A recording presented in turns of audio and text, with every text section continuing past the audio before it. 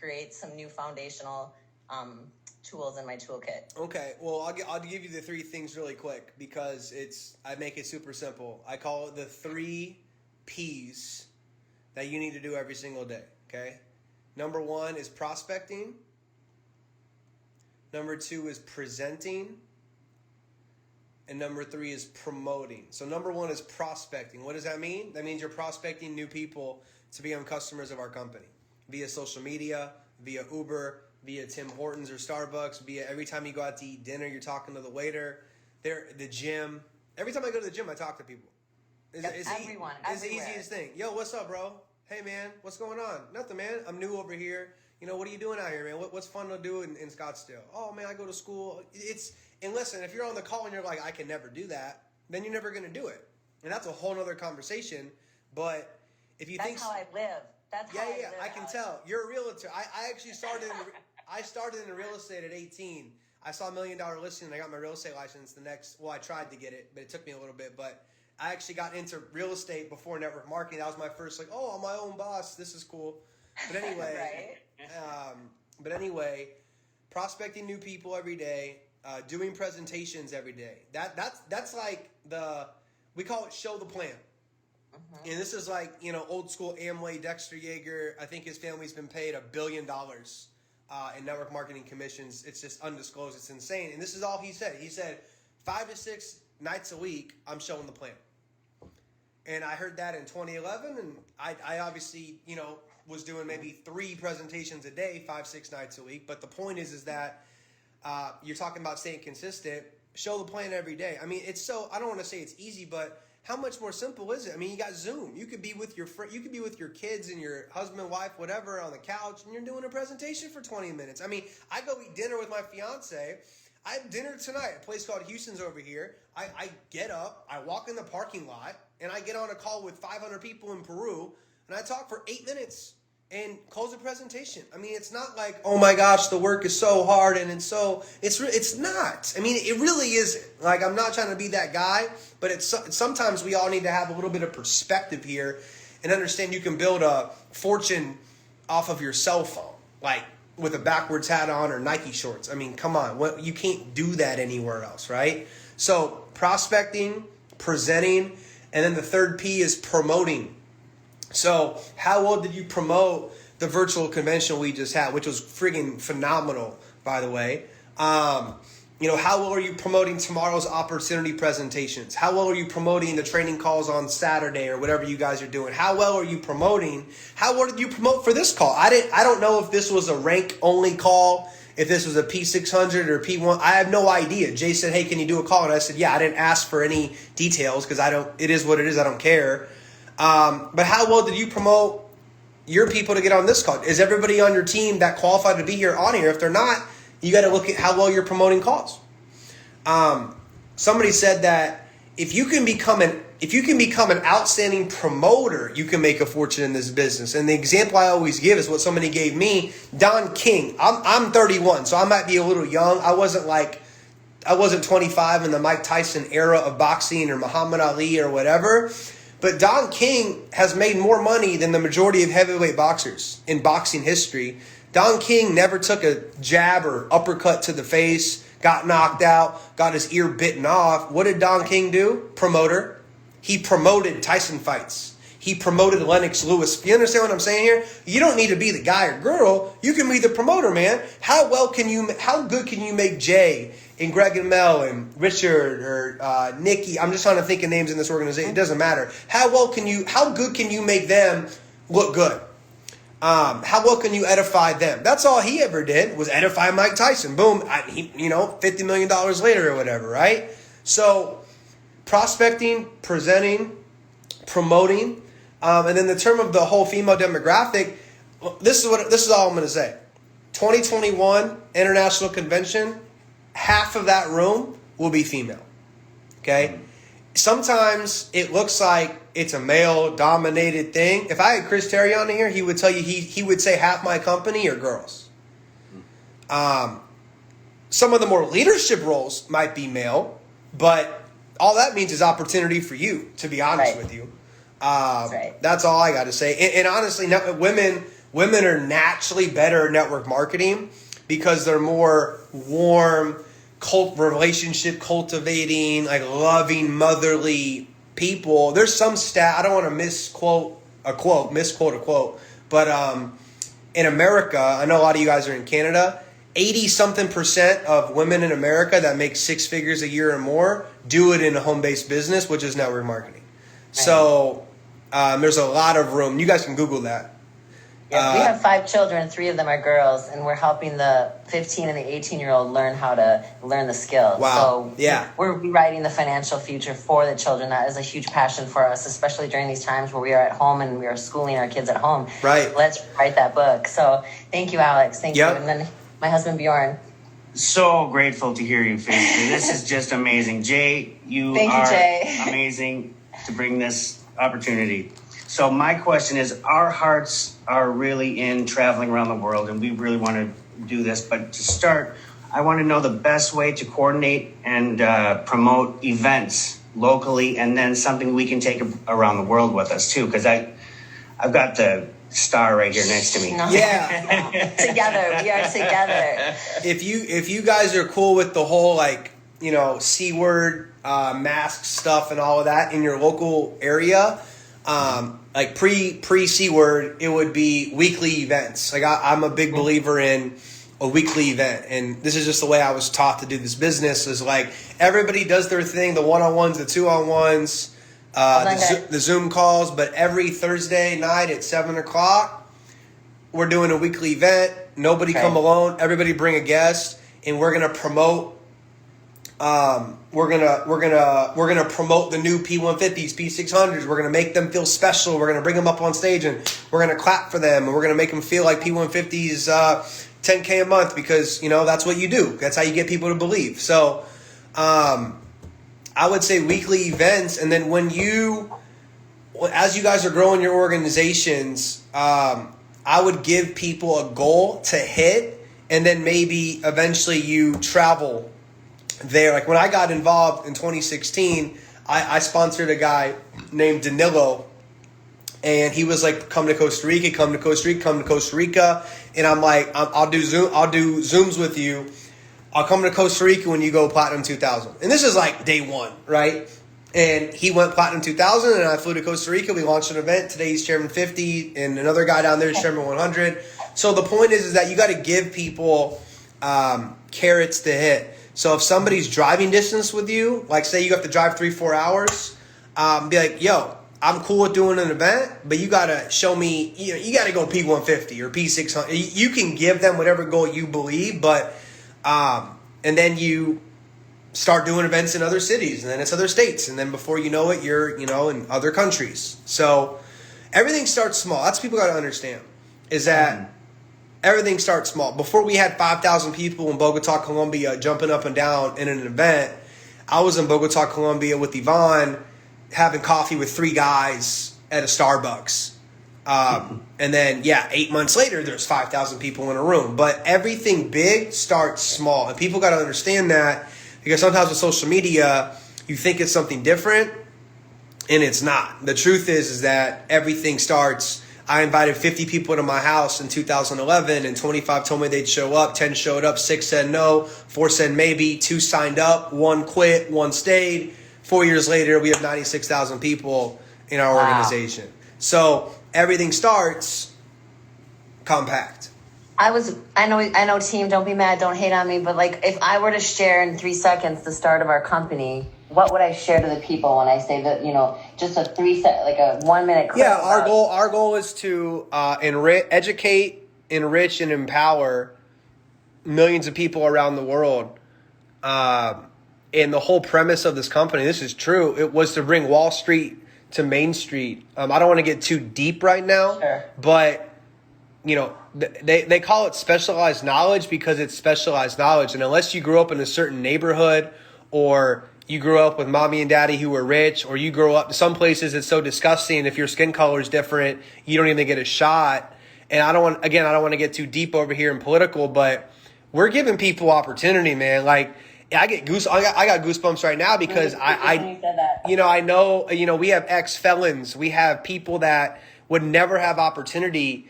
not getting a girl pregnant at 16. Where does that guy go for? Our number one product is hope. And it sounds corny, but it's the truth, because we give people hope no matter what you look like, what God you pray to.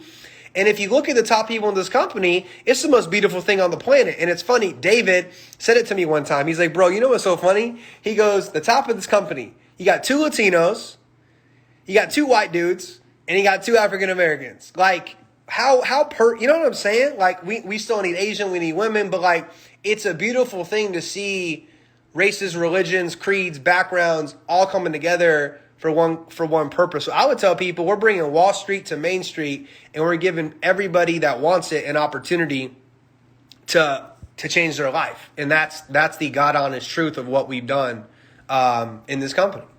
Thank you, Alex. Yep. Thank you. Man, we are hope dealers. That's right. That is an amazing way to put it. All right, I know this guy's been looking forward to talking to you, Alex. Mr. Ryan Thomas, come on up with your questions.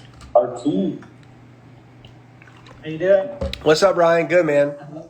I love it. I guess a big thing for me is I've watched a ton of your videos. I watch Austin Godsey all the time, and there's kind of this fine line that I've got on my social media now, which is like me being sassy enough to the people that call us a scam or the words we don't love. And then the other line of me being authentic enough to share my story and describe that story and kind of share that with the people. So if you were like kind of starting up at the beginning on your social media side, what kind of a side do you go with? Like, how do you kind of draw the line between your cold market and attracting them as a leader versus kind of your friends and the people that have been around you that sometimes like to be in your ear all the time? Yeah.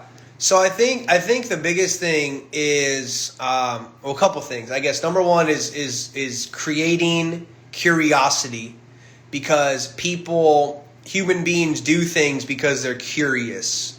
You go to a movie because you watch a good movie preview. You listen to an album because you hear a clip on the radio. I mean, we human beings do things because we're curious, right? So you want to create curiosity. You want to always be giving value. And then if someone's coming at you sideways, we like to call it, number one, anybody who's made it in our company or the profession have all gotten the same nonsense. And it stems from a lack of education. People don't know what they don't know. It's as simple as that. Because guess who called this industry a scam in 2011? Me. Like, it's a pyramid. Okay. I didn't even know what a pyramid was. And I got educated. Like, if someone hits you with something, I would just, man, it's a pyramid thing. I'd say, what's a pyramid thing? Explain to me, Jay, what a pyramid is. Because Jay doesn't know what it is. Trust me, most people that call it the pyramid, I'm like, dude, what are you even talking about? Do you have a job? Yeah. Where do you work? I work at the bank. Okay. Do you have a manager at the bank? Yeah. Does that manager have another supervisor? Yeah. Does that supervisor have a VP? Yeah. Does that VP have a president? Yeah. Does that president? Yeah. Every structure is a triangular structure. Every military in the world, every sports fan, Jerry Jones owns the Dallas Cowboys. He earns more money than the players in the field. So he's on top of his own pyramid, right? So the way I talk to people on this is that this is an inverted pyramid. Let me explain. Every one of you on this call can be the number one earner in this company. If you build it big enough, you can out-earn everybody in the company. Period, facts, no questions, no debate. If I go work at Apple tomorrow, there's a 0.000000001% chance I will ever make more money than the top corporate people at Apple. It is what it is, right? So in terms of social media, creating curiosity, and just meeting people where they are, like not everybody wants to be a millionaire. And I thought that, back in the day, I'm like, it's people, why would you not want to be a millionaire? I would be like, what are you even talking about? Like, everyone needs this. Everybody wants this. It's not true. Lots of people, they want an extra $1,000 a month, which is great. So you want to meet people where they are. And then you can always hit people with, listen, if it's somebody that you, know, or a friend you've known for a while, it's like, listen, Raj, we've been friends, man, for what, 5 years, 6 years, went to school together, Get on this one Zoom presentation tomorrow night. Listen to the information. If it's not for you, I'll never bring it up again. But I care so much about you as a friend, and I've seen so much success with this thing. Dude, just get it. It's free. You got nothing to lose here. And most people, when you say that, it's like, okay. Because you never want to be, it's the whole idea of people don't want to be sold, but people want to buy. That's the whole idea. And then you look young. I mean, I'm 31. You're probably in your 30s. Maybe you're 28 or something. Bro, you got to also keep it real with people. Like, I hate people all the time. I used to more. I would say, dude, what's your plan, man? Like, honest to God, like, you want to get married one day? You want to have kids? You think what you're doing now is going to provide a stable future for your kid? Do you know how much it costs to have a kid? Like, maybe you should Google. Get on Google and you let me know. Like, people don't know because we've been fed so much, lack of different word, lies for so long.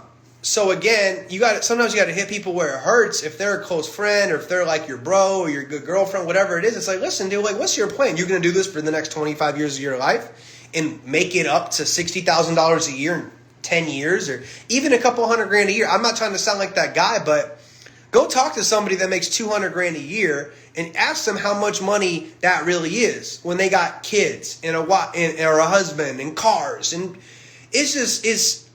you gotta think. People gotta think bigger. I'm going off on a tangent, but you have to help open up the eyes of people, and you can do that by getting them exposed to people in your quote upline that are financially, free.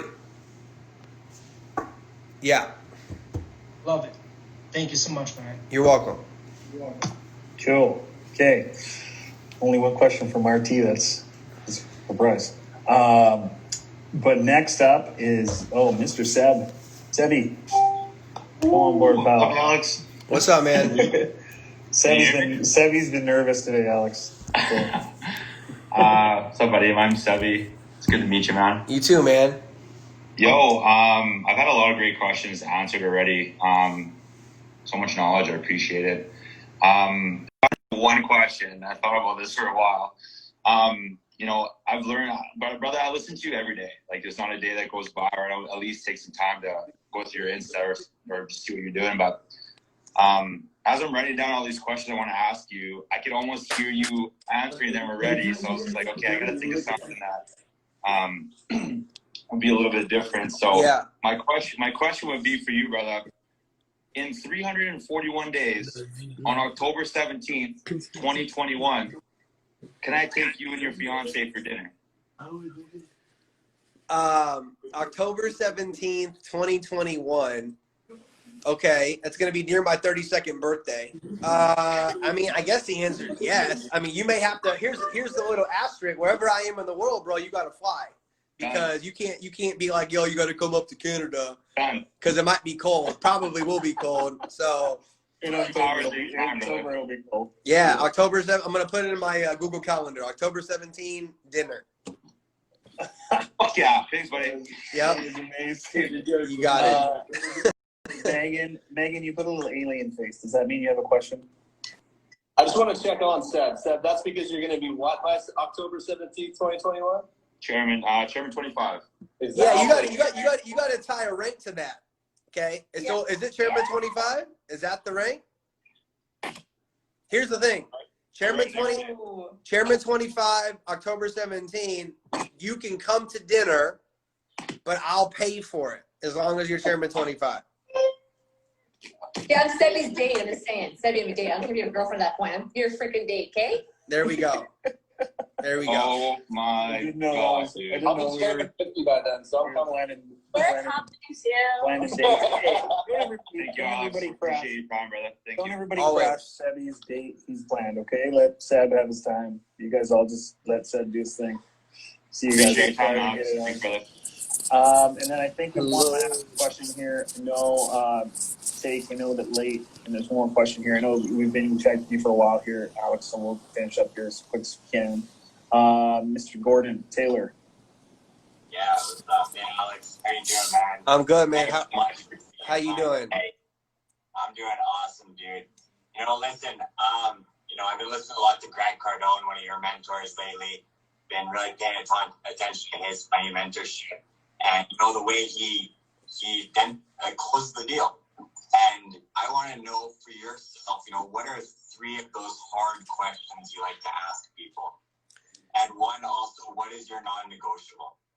Yeah, I may not have 3 for you. One of the things that I've used for a long, long time is when the presentation is done or the Zoom is done, number 1, I'm asking, what did you like best? Okay, so I ask you, hey, man, what do you like best? You may say, I want to learn how to trade. Or you may say, I want to get to this chairman